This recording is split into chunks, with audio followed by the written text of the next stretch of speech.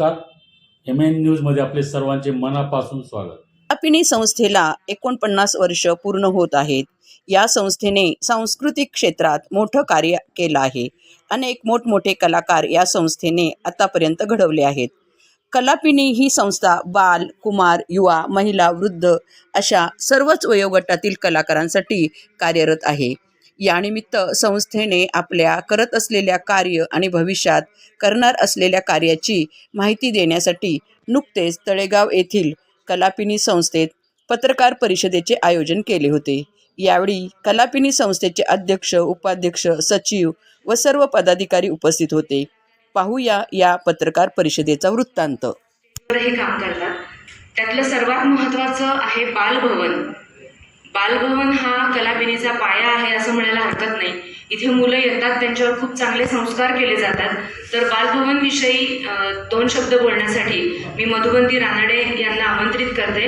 पुढचं वर्ष 25वं आहे. यावर्षी साधारण आतापर्यंत 65 मुलांची ॲडमिशन झालेली आहे. इथे येणाऱ्या सगळ्या प्रशिक्षिका 6 प्रशिक्षिका आहेत. त्या पूर्ण सोमवार ते शुक्रवार मुलांना शिकवण्यासाठी, घडवण्यासाठी येत असतात.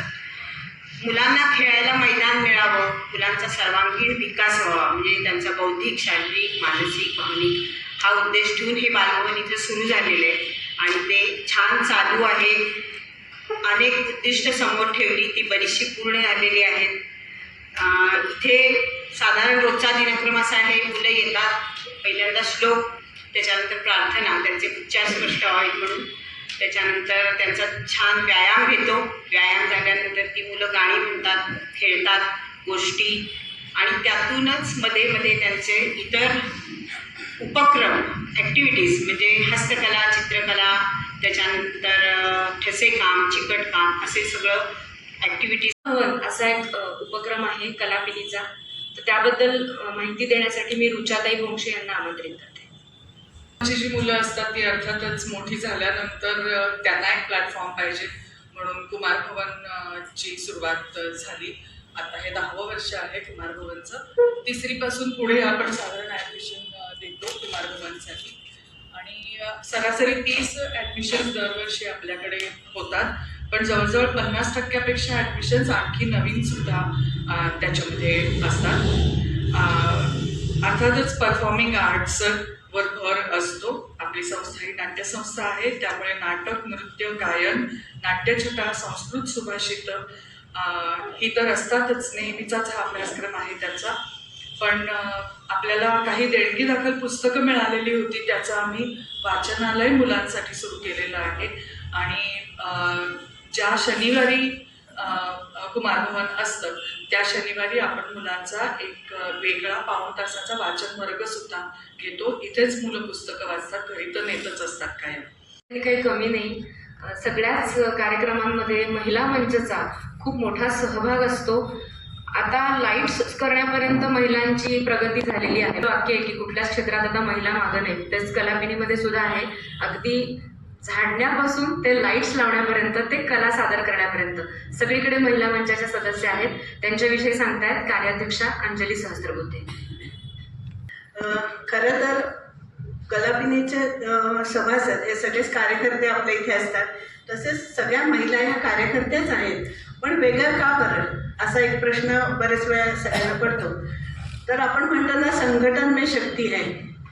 तर मग ती संघटन में शक्ती ही चांगल्या प्रकारे कशी आपल्याला उपयोगात आणता येईल, त्याच्यासाठी म्हणून आपण महिला मंच हा सुरू केला आणि त्याला अतिशय खूप चांगला असा आपल्याला प्रतिसाद महिलांनी दिला. ज्या सभासद आहेत त्यांचाच त्यांना एकत्रित आणून त्यांना विविध गोष्टींमध्ये पारंगत करण्यात आलं. हे सांगायला मला खूप आनंद होतो. कारण गेली 4 वर्ष सूत्रसंचालन असू दे किंवा आता माईक सिस्टीमची थोडीशी माहिती असू दे, नाटकं बसवणं असं, एकांकिका बसवणं असू दे, त्याच्यात काम करणं असू दे, गाण्याचे कार्यक्रम, असे विविध गोष्टी इथे महिलांनी आपणून केलेल्या आहेत. आणि ताप घरामध्ये बसतात आणि मग खूप त्रास होतो. पण कलापिनीमध्ये ज्येष्ठ इतकं काम करतात की तरुणांनाही लाजवतील. तर असं स्वास्थ्य योग्यांची पण एक खूप छान टीम कलापिनीमध्ये आहे. ते काय काय करतात आणि आता वर्धापन दिन कधी आहे त्याची माहिती देण्यासाठी अशोक बकरे यांना मी आमंत्रित करते. सर्वांना हास्य प्रणाम. सुरू झाला आणि गेली 22 वर्ष तो एकही सुट्टी न घेता, म्हणजे शनिवार रविवार सुद्धा सुट्टी नाही, असा अखंडितपणे चालू आहे. मध्यंतरीचं जे स्वाईन फ्लूचं संकट आलं होतं आणि करोनाचं संकट जे आलं होतं, तेवढा पिरियड जर सोडला तर ही शाखा स्वास्थ्य योग आणि हास्य संघ अविरतपणे चालू आहे. याच्या तळेगावातही 5 शाखा आहेत.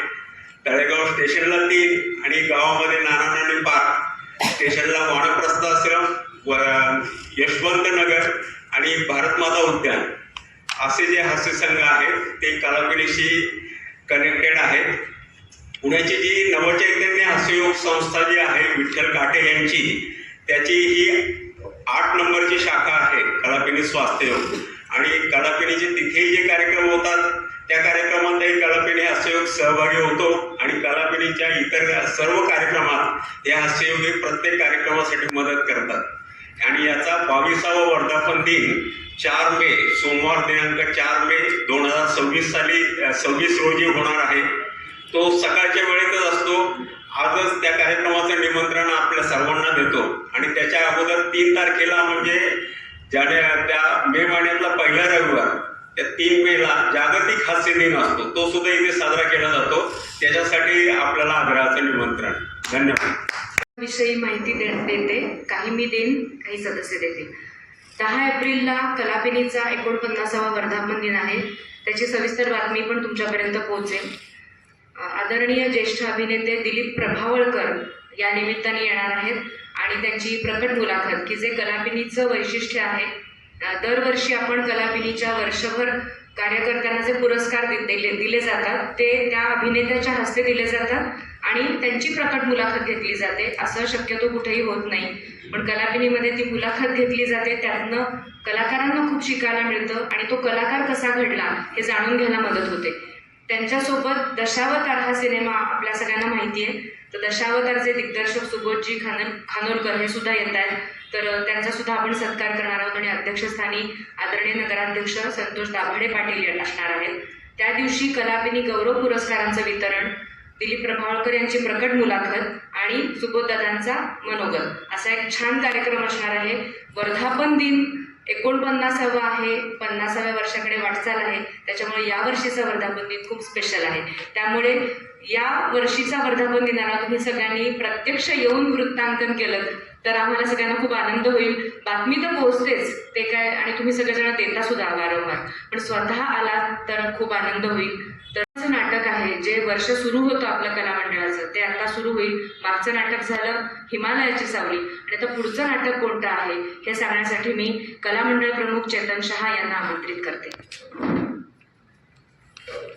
नमस्कार. मंचावर उपस्थित असलेले सर्व सन्माननीय व मान्यवर पत्रकार बंधू भगिनी, कलापिनी कला मंडळ याचं हे 39वे वर्ष आहे. कला मंडळाद्वारे कलाकार आणि प्रेक्षक घडवले जातात. ही एक चळवळ आणि इतकी वर्ष सातत्याने चालणारी ही चळवळ फक्त कलापिनीत. यामध्ये अतिशय अल्प शुल्कात 2 व्यावसायिक नाटके, कलापिनीचे नाटक किंवा एकांकिका महोत्सव, संगीताचे विशेष कार्यक्रम व नाट्य अभिवाचन, जे कार्यक्रम साहित्यावर आधारित असतात. याशिवाय दिवाळी पहाट, वर्षांत कार्यक्रम असे दर्जेदार कार्यक्रम आपण आयोजित करीत असतो. विकास शिबिर हा सुद्धा कलापिनीचा खूप मोठा उपक्रम आहे जो गेली अनेक वर्ष चालू आहे. त्याविषयी माहिती देण्यासाठी मी कार्यकारिणी सदस्य लीना परगी यांना आमंत्रित करते. कलापिनीमध्ये दरवर्षीप्रमाणे यावर्षी सुद्धा आपण बालनाट्य शिबिर हे आयोजित करत आहोत. कलापिनी बालनाट्य शिबिर 2026 18 एप्रिल ते 30 एप्रिल असा त्याचा कालावधी आहे. यामध्ये 2 गटांमध्ये ही मुलं असतील. पहिला गट जो लहान गट आहे त्याच्यामध्ये इयत्ता 1ली ते इयत्ता 3रीमधली मुलं असतील, तर मोठ्या गटामध्ये 4थी ते 9वी अशी कार्यक्रम कलापिनीच्या वतीनं घेतला जाणार आहे. आपल्या पत्रकार संघाचे खरं तर सगळ्यात मोठे सदस्य आदरणीय सुरेश साखवळकर यांचे 81 म्हणजे सहस्त्रचंद्र दर्शन पूर्ण होत आहे आणि तळेगावातले खूप मोठे शास्त्रीय गायक विनोदभूषण अल्पे, पंडित विनोदभूषण अल्पे यांची 75 वर्ष पूर्ण होत आहेत.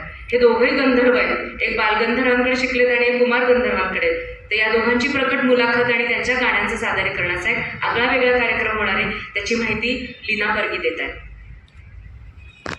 मंडळ 26-27 कैलासवासी कमलिनी व पुरुषोत्तम परांजपे स्मृतिपुष्प सूरगंधर्व पंडित सुरेश साखवळकर यांच्या सहस्रचंद्रदर्शनानिमित्त आणि त्रिवेणी फेम सुप्रसिद्ध गायक पंडित विनोदभूषण आल्बे यांचा अमृत महोत्सवानिमित्त सत्कार आणि गंधर्व युगाचा मागोवा घेणारा एक विशेष नाट्यसंगीताचा कार्यक्रम देणे गंधर्व युगाचे बालगंधर्व, छोटा गंधर्व, कुमार गंधर्व, देव गंधर्व यांच्या सांगीतिक वैभवाचा घेतलेला हा वेध असणार आहे. प्रतिवर्षी आपण पत्रकार परिषद घेताना आम्ही एक एक गोष्ट सांगतो, त्याचा पुढच्या वर्षी पाठपुरावा होत असतो. प्लीज आहे असं वाटावं म्हणून प्रत्येक सदस्याचं योगदान यातनं असावं आणि जशी वास्तू पैसा पण ज्या पद्धतीने पै करत उभं राहिले तसंच कालापिनीचं 1 स्क्वेअर फूट माझा या संकल्पनेतनं आम्ही कालापिनी उभी केलेली. त्यामुळे प्रत्येकजण जो आपले नातेवाईक येतात, मित्र येतात, त्यांना अगदी कौतुकाने दाखवतो हे आमचं स्टेज आहे, हे आहे. त्यात खूप मोठा अनेक डोनर येऊन गेले, पण डोनर जर का आले तर कुठंतरी एक मरगळे देऊन असावं आणि त्यातनं प्रॉब्लेम येतो. त्यामुळं आम्ही असं ठरवलं की खूप मोठा डोनर न घेता आणि कलापिनीची आयडेंटिटी न बदलता, म्हणजे स्वाभाविक डोनर जर का आला 75 लाख रुपये देतो, 80 लाख रुपये देतो, तर त्याची अपेक्षा असणार की माझं त्या संकुलाला नाव लावा, हे लावा. पण मग इतक्या वर्षाची 49 वर्ष आपण जी परंपरा जोपासली पै करत, तर त्यामुळे कलापिनीच्या कार्यकारिणीच्या मिटिंगमध्ये आम्ही एक निर्णय घेऊन टाकला की कायम स्वरूपात कलापिनी हेच नाव राहील आणि कलापिनी नाव हे कोणत्याही परिस्थितीत आपण बदलणार नाही. प्रगती थोडी हळू झाली तरी चालेल.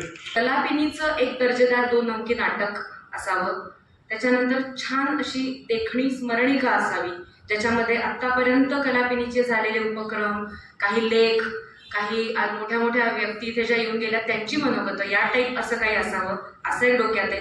एक छान व्हिडिओ किंवा एक डॉक्युमेंटरी ज्याला म्हणतो आपण कलापिनीची वाटचाल दाखवणारी, ते एक डोक्यात आहे. पत्रकार संघाचे सर्व पत्रकार आणि सदस्य गेले 49 वर्षाचा आपला सहवास आहे आणि प्रत्येक वेळेला कलापिनींनी केलेले कार्यक्रम आपण त्याला उत्तम प्रसिद्धी देतात. ज्या वेळेला नुसता प्रिंट मीडिया होता तेव्हा तर त्याचं महत्त्व होतंच, परंतु आता डिजिटल मीडिया आहे, त्या डिजिटल मीडियातून सुद्धा भरभरून त्याची प्रसिद्धी होत असते. हा खरोखर आनंदाचा भाग आहे. आता 49व्या वर्षात 50व्या वर्षात पदार्पण करताना आपण काही संकल्प करतो, मनात आणतो, परंतु सगळ्यात महत्त्वाची गोष्ट ज्यावेळेला आपण 50व्या वर्षात पदार्पण करतो त्यावेळेला श्रीराम लागूंचं एक भाषण मला आठवतं. ज्यावेळेला PDA सुवर्ण महोत्सव साजरा करीत होती त्यावेळेला डॉक्टर लागूंनी सांगितलं की आपण कोणत्याही रौप्य महोत्सव असेल, सुवर्ण महोत्सव असेल किंवा असा जो टप्पा असतो तो टप्पा एकदम आपण उत्सवमयी म्हणून साजरा करू नये. 1 वर्ष त्याच्यासाठी पूर्ण एक पूर्वावलोकन, त्याला सिंहावलोकन म्हणतो, काय झालं आपलं, काय चुकलं, काय चांगल्या गोष्टी झाल्या, त्याचं सगळं अवलोकन करून पुढच्या 25 वर्षाचा तुम्ही पाया निर्माण करा आणि पुढच्या 25 वर्षाचा पाया निर्माण करून मग त्याचं सेलिब्रेशन म्हणा किंवा उत्सवी स्वरूप अशा पद्धतीने करा. नाहीतर अनेकदा होतं काय की मोठमोठे उत्सव होतात 50 वर्षाचा किंवा कुठल्या ह्याचा आणि नंतर मग एकदम काहीतरी ते पुढे चालू राहत नाही. आत्तापर्यंत कलापिनीचा जर आपण कार्यक्रम बघितले तर एकही कार्यक्रम बंद पडलेला आहे असं नाही आणि सगळे कार्यक्रम 50 वर्ष, 30 वर्ष, 40 वर्ष असे सातत्याने चालू आहेत. ते कार्यकर्त्यांच्या आणि आपल्या सगळ्यांच्या बळावरच. आणि म्हणूनच आता यावर्षी कैलासवासी पद्माकर प्रधान स्मृती संगीत स्पर्धेचं 50वं वर्ष आहे आणि ग्रामीण भागातलं अशी 50 वर्ष चाललेली ही एकमेव स्पर्धा आहे असं म्हणायला हरकत नाही. आता हे जे सगळ्यांचे आपण विविध मंचाचे उपक्रम ऐकले, पण त्याचं सामाजिक योगदान काय, तर त्याचं सामाजिक योगदान खूप आहे. कारण महिला मंचाने परवा या ठिकाणी जी एकांकिका एकांकिका महोत्सव झाला की ज्याचा आज आपण सगळ्यांनी वृत्तांकन केलेलं आहे, त्याच्यामध्ये स्त्रियांच्या स्वच्छतेविषयी किंवा त्यांना बाथरूमला जाण्यासंबंधी जी प्रॉब्लेम होतो त्याच्यावर राईट टू पी हे अत्यंत सगळ्यांचे डोळे उघडणारं असं पथनाट्य केलंय. त्या पथनाट्याचे ठिकठिकाणी प्रयोग होण्याची गरज आहे.